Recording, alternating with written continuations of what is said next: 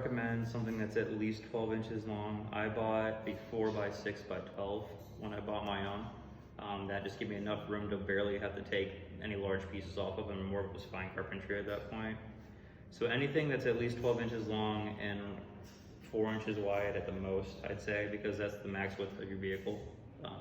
Now your axle set and everything is different, but for the body itself, it can be any size you want. Again, as long as it meets that minimum of 12 inches long. And wood types, depending on what you're wanting to do, you have to remember some woods are really heavy.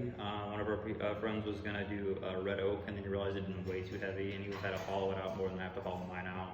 I'm using basswood right now, which is really light. If you want to feel that, you can. And we'll pass it around how light it is. But you have to remember with how light the wood is, it means it's a lot more fragile.